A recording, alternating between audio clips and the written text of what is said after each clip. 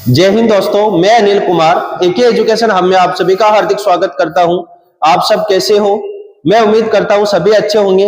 आज अपन उत्सर्जन से संबंधित जितने भी इंपॉर्टेंट क्वेश्चन है उन सबको डिस्कस करने वाले हैं। दोस्तों ये क्लास आगामी आने वाले एग्जाम के लिए सभी के लिए अति महत्वपूर्ण होने वाली है। तो बिना टाइम वेस्ट करते हुए फर्स्ट क्वेश्चन की ओर चलते हैं। पहला क्वेश्चन क्या है अपना, मानव किडनी का अध्ययन क्या कहलाता है? क्वेश्चन क्या है, किडनी के अध्ययन को क्या कहते हैं? Option A cardiology, option B की बात करते हैं nephrology, option C neurology, option D क्या है ओडेंटोलॉजी। तो दोस्तों इस क्वेश्चन का राइट आंसर होगा नेफ्रोलॉजी। ऑप्शन बी इसका क्या होगा, राइट आंसर होगा कि किडनी के अध्ययन को क्या कहते हैं, नेफ्रोलॉजी कहते हैं। अब फर्स्ट ऑप्शन की ओर चलते हैं, कार्डियोलॉजी। फर्स्ट ऑप्शन की ओर चलते हैं कार्डियोलॉजी। दोस्तों कार्डियोलॉजी किसके अध्ययन को कहते हैं?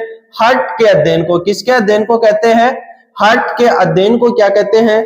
कार्डियोलॉजी कहते हैं। अगर हार्ट के वजन की बात करें दोस्तों तो इसका वजन कितना होता है?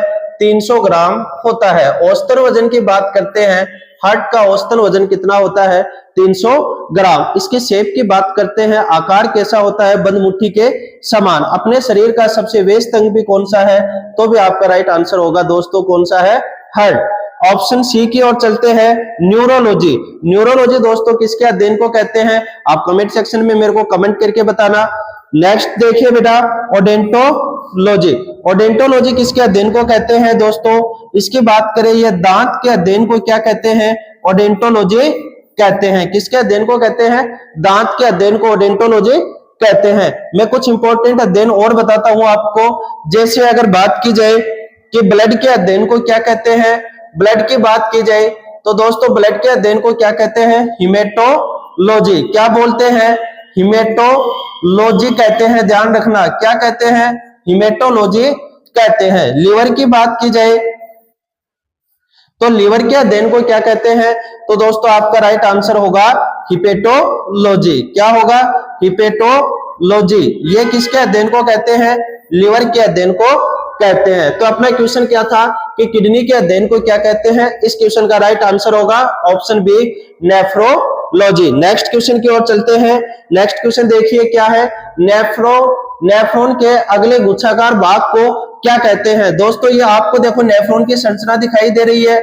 इसके अंदर ये जो भाग आपको दिखाई दे रहा है, गुच्छे के समान जो भाग दिखाई दे रहा है, इसको क्या कहते हैं? ऑप्शन ए कोशिका, option B neuron, option C Bowman capsule, option D क्या ग्लोमेरुलस फिल्टर। तो इस दोस्तों इसका राइट आंसर होगा बोमेन कैप्सूल। क्या बोलते हैं इस भाग को? बोमेन कैप्सूल कहते हैं। और इसके अंदर जो ये फिल्टर दिखाई दे रहे हैं आपको, इसको बोलते हैं ग्लोमेरुलस फिल्टर। इसे क्या कहते हैं दोस्तों? ग्लोमेरुलस फिल्टर कहते हैं। यहां बात करते हैं कोशिका की।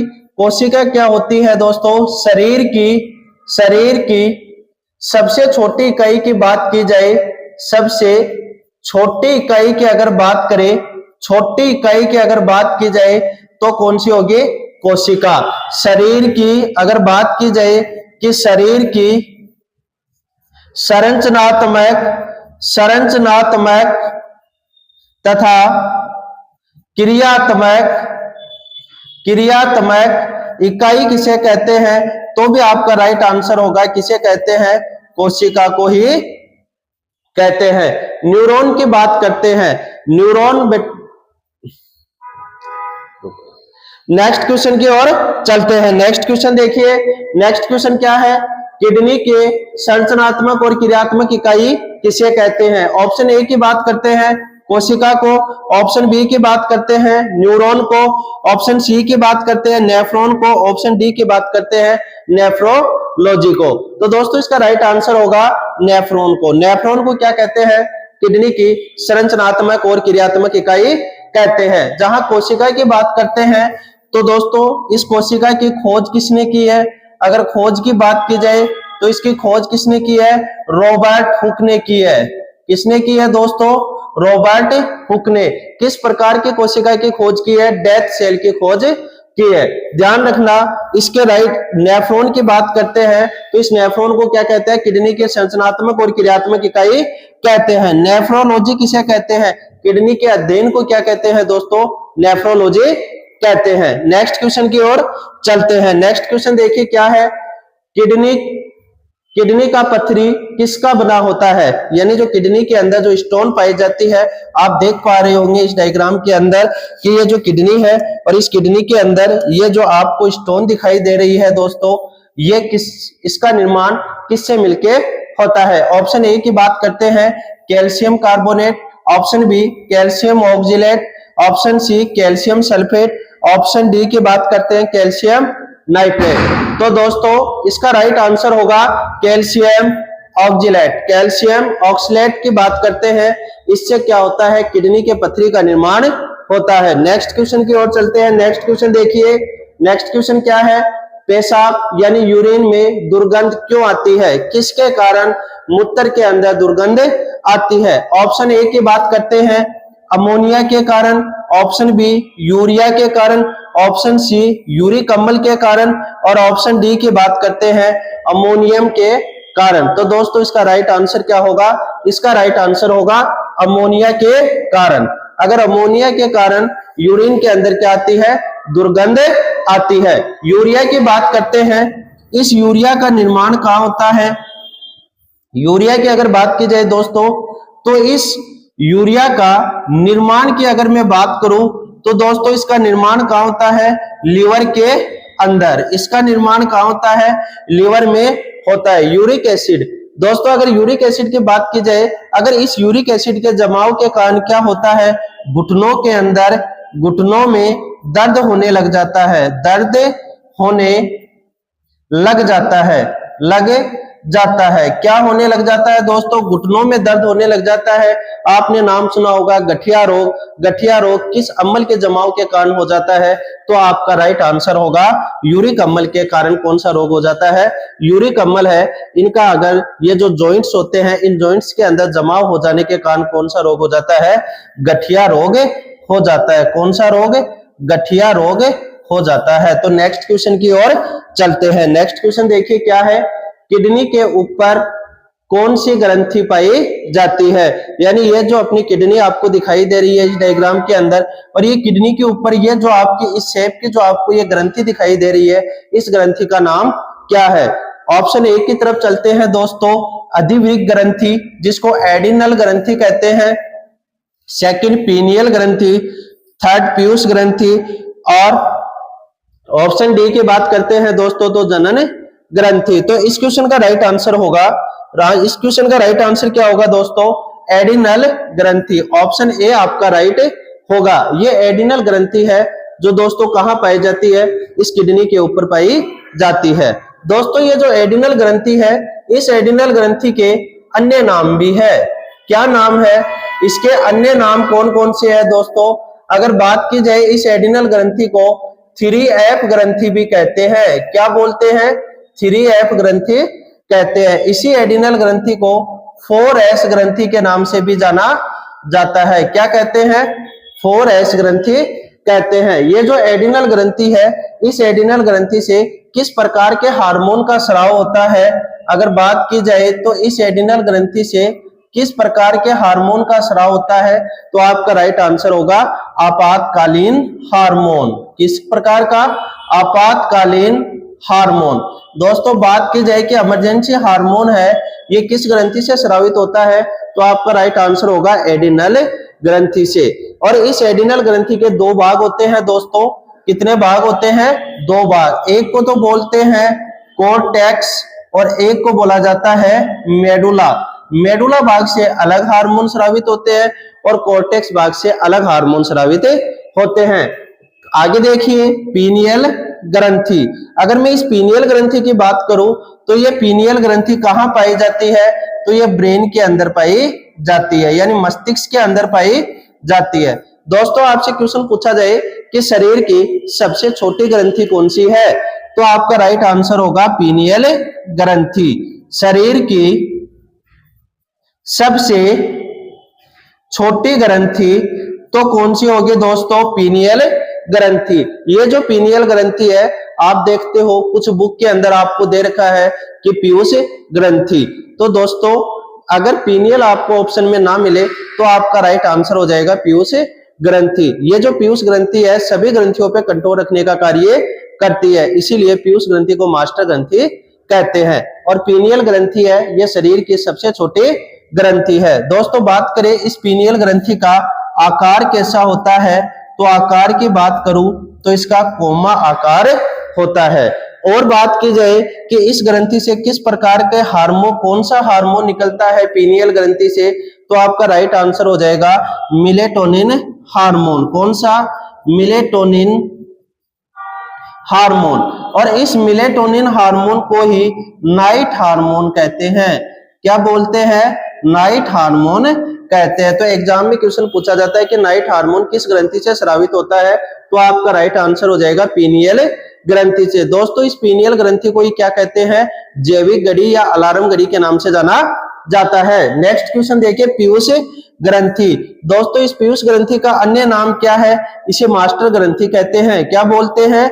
इसे मास्टर ग्लैंड के नाम से जाना जाता है। क्यों? क्योंकि ये पीयूष ग्रंथि सभी ग्रंथियों पे कंट्रोल रखने का कार्य करती है। इस पीयूष ग्रंथि का दोस्तों आकार कैसा होता है? आकार की बात करें तो मटर के दाने के समान। किसके समान होता है दोस्तों?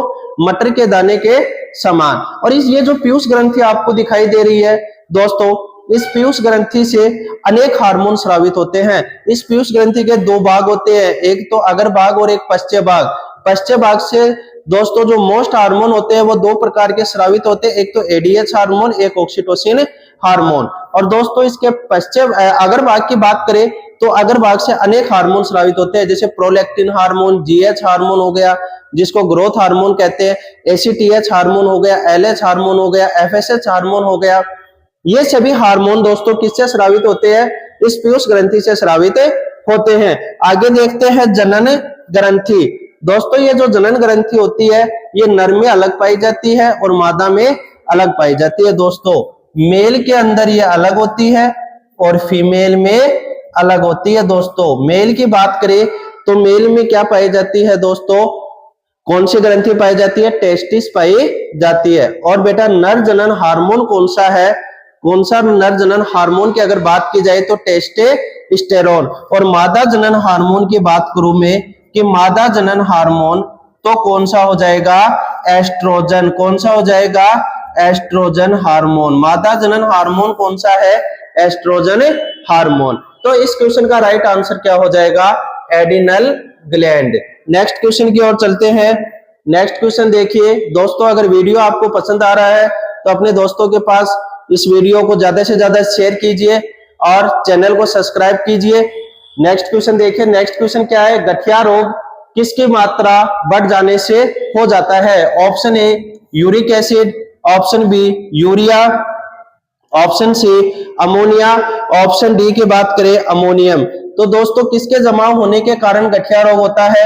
यूरिक अम्ल के जमाव हो जाने के कारण कौन सा रोग हो जाता है दोस्तों? गठिया रोग हो जाता है। यहां बात करते हैं यूरिया की। तो दोस्तों यूरिया का निर्माण कहां होता है? अगर मैं निर्माण की बात करूं तो दोस्तों यूरिया का निर्माण लीवर में होता है। और शरीर की सबसे बड़ी ग्रंथि भी कौन सी है? लीवर ही है। शरीर की अगर बात की जाए कि शरीर की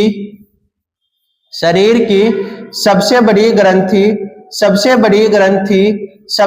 ग्रंथि कौन सी है? तो दोस्तों आपका राइट आंसर हो जाएगा लीवर। लीवर ही अपने शरीर की क्या है? सबसे बड़ी ग्रंथि है। और लीवर को क्या कहते हैं दोस्तों? इसी को ही क्या कहते हैं? शरीर का स्टोर हाउस कहते हैं। क्या बोलते हैं? स्टोर हाउस के नाम से भी जाना जाता है। लीवर को क्या कहते हैं दोस्तों? शरीर का स्टोर हाउस कहते हैं। आगे देखिए अमोनिया। अमोनिया के कारण क्या होता है? जो अपना यूरिन होता है, इस यूरिन के अंदर जो गंध आती है, वो दुर्गंध आती है, वो किसके कारण आती है? तो आपका राइट आंसर हो जाएगा अमोनिया के कारण। तो इस क्वेश्चन का राइट आंसर क्या है? गठिया रोग किसके जमाव के कारण होता है? तो आपका राइट आंसर हो जाएगा यूरिक अम्ल के कारण। दोस्तों आपको क्लास कैसी लग रही है कमेंट सेक्शन में कमेंट कीजिए। नेक्स्ट क्वेश्चन की ओर चलते हैं। नेक्स्ट क्वेश्चन क्या है?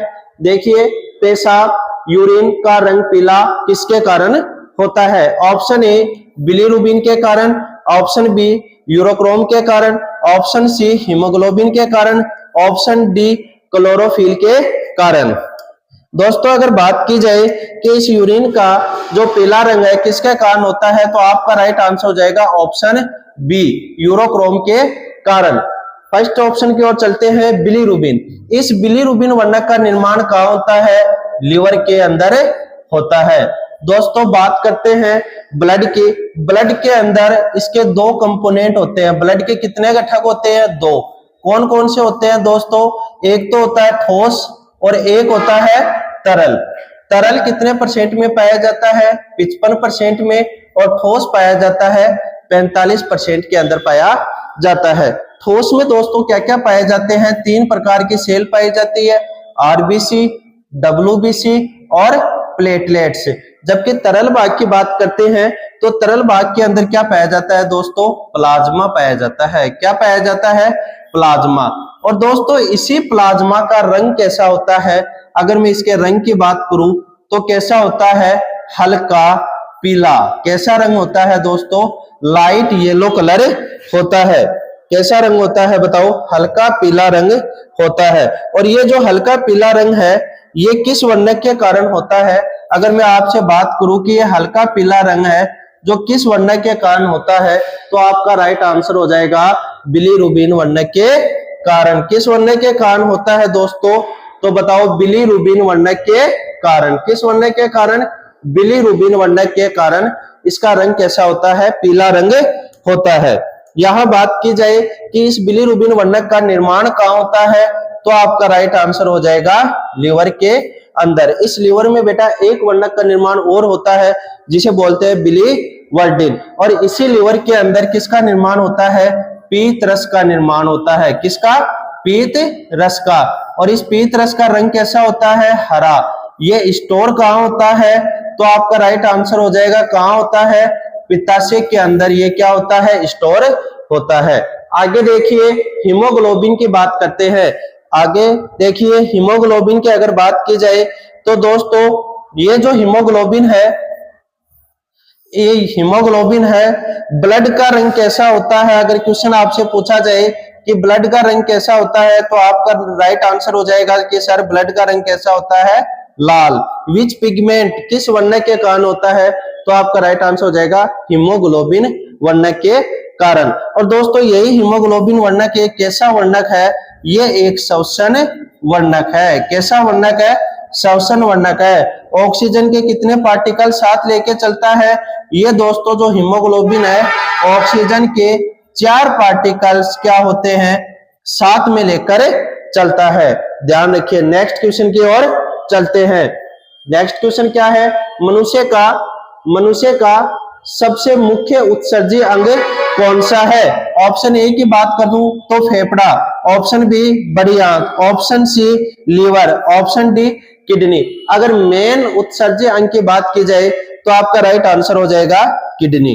और इस किडनी के अध्ययन को क्या कहते हैं, नेफ्रोलॉजी कहते हैं। दोस्तों अगर किडनी की बात की जाए तो ये जो आपकी किडनी है, ये जो किडनी है, इस किडनी की अगर बात की जाए दोस्तों तो इस किडनी के अध्ययन को क्या कहते हैं, नेफ्रोलॉजी कहते हैं। और इस किडनी के अंदर देखो ऐसे बहुत सारे क्या पाए जाते हैं, नेफ्रॉन पाए जाते हैं। क्या पाए जाते हैं, नेफ्रॉन। और इन्हीं नेफ्रॉन को क्या कहते हैं, किडनी की संरचनात्मक और क्रियात्मक इकाई कहते हैं। यूनिट ऑफ किडनी की बात करूं मैं कि यूनिट ऑफ किडनी, तो आपका राइट आंसर हो जाएगा नेफ्रॉन। ये किडनी की संरचनात्मक और क्रियात्मक इकाई किसे कहते हैं, तो किसे बोलते हैं दोस्तों, नेफ्रॉन को कहते हैं। फेफड़े की बात करते हैं। फेफड़ा किसका उत्सर्जन करता है दोस्तों, CO2 का करता है। किसका करता है, CO2 का करता है। बड़ी आंत की बात की जाए तो एग्जाम में क्वेश्चन पूछा जाए कि पानी का अवशोषण कहाँ होता है, किसका, पानी का अवशोषण कहाँ होता है, तो आपका राइट आंसर हो जाएगा बड़ी आंत के अंदर। लीवर की बात करते हैं तो लीवर किसका फॉर्मेशन करता है, कौन से उत्सर्जी अंग किसका करता है, तो आपका राइट आंसर हो जाएगा लीवर किसका करता है, यूरिया का करता है। किसका करता है, यूरिया का करता है। तो इस क्वेश्चन का राइट आंसर क्या हो जाएगा, मुख्य उत्सर्जी अंग कौन सा है, तो किडनी। नेक्स्ट क्वेश्चन देखिए नेक्स्ट क्वेश्चन देखिए क्या है, यूरिन का निर्माण कौन करता है। ऑप्शन ए फेफड़ा, option B heart, option C liver, option D वृक्क। तो इसका राइट आंसर हो जाएगा दोस्तों कि किडनी है जो किसका निर्माण करती है, यूरिन का निर्माण करती है। यहाँ फेफड़े की बात की जाए तो जो फेफड़े है दोस्तों, यहाँ अगर मैं फेफड़े की बात करूं तो यहाँ पे ये जो श्वसन नली है, इस श्वसन नली का जब प्राथमिक विभाजन होता है इसे क्या कहते हैं, ब्रोंकाई कहते हैं। इस श्वसन नली का जो प्राथमिक विभाजन होता है दोस्तों, इसे क्या कहते हैं, ब्रोंकाई कहते हैं। फिर इसका द्वितीयक विभाजन होता है, इसे क्या कहते हैं, ब्रोंकोल्स कहते हैं। फिर इसका तृतीयक विभाजन होता है दोस्तों, क्या होता है, तृतीयक विभाजन होता है, इसको क्या कहते हैं, कुप्पिका कहते हैं। तो एग्जाम में क्वेश्चन पूछा जाए कि इस फेफड़ों की संरचनात्मक और क्रियात्मक इकाई किसे कहते हैं, तो आपका राइट आंसर होगा कुप्पिका को कहते हैं। आगे देखिए, हार्ट की बात की जाए, हार्ट के अध्ययन को क्या कहते हैं, कार्डियोलॉजी कहते हैं। क्या बोलते हैं, कार्डियोलॉजी कहते हैं। इनके डॉक्टर को क्या कहते हैं, कार्डियोलॉजिस्ट कहते हैं। अगर बात की जाए कि ह्यूमन हार्ट में, अगर मैं आपसे बात करूं कि ह्यूमन हार्ट के अंदर यानी ह्यूमन हार्ट में कितने चैम्बर होते हैं, तो दोस्तों 4 चैम्बर होते हैं। कितने चैम्बर होते हैं, 4 चैम्बर होते हैं। अपने हार्ट के अंदर कितने चैम्बर होते हैं, 4। मछलियों के हार्ट में कितने चैम्बर होते हैं, 2। लेकिन अपवाद स्वरूप डॉल्फिन और व्हेल मछली के हार्ट में कितने चैम्बर पाए जाते हैं, 4 चैम्बर पाए जाते हैं। आगे देखिए, अगर बात करते हैं लीवर की, यकृत की, इस लीवर को क्या कहते हैं, शरीर का स्टोर हाउस कहते हैं। सर लीवर को शरीर का स्टोर हाउस क्यों कहते हैं, दोस्तों ये लीवर, इस लीवर के अंदर मैं यहाँ पे नीचे लिख रहा हूं निर्माण, कि लीवर है जो किस किस का निर्माण करता है। ध्यान रखना, अगर बात की जाए हिपेरिन, किसकी, हिपेरिन, हिपेरिन का निर्माण कहाँ होता है, लीवर में होता है। यूरिया की बात की जाए, यूरिया का निर्माण कहाँ होता है, लीवर में। हिस्टामिन का निर्माण कहाँ होता है, हिस्टामिन का निर्माण भी कहाँ होता है, तो लीवर के अंदर। हिस्टामिन क्या है, केमिकल पदार्थ है जो हमारे शरीर में क्या करता है, ये एलर्जी करता है। क्या करता है, एलर्जी करता है। और हिपेरिन क्या है, एंटी क्लॉटिंग फैक्टर है। हिपेरिन क्या है दोस्तों, एंटी क्लॉटिंग फैक्टर है। आगे बात करते हैं किडनी, तो इस क्वेश्चन का राइट आंसर क्या हो जाएगा कि यूरिन के फॉर्मेशन में कौन सा एक है, तो किडनी। नेक्स्ट क्वेश्चन की ओर चलते हैं। नेक्स्ट क्वेश्चन देखिए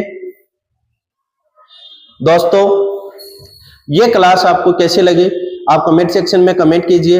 अगर वीडियो पसंद आए तो इसे लाइक कीजिए और अपने दोस्तों के पास शेयर कीजिए और इस चैनल को सब्सक्राइब कीजिए। थैंक यू दोस्तों।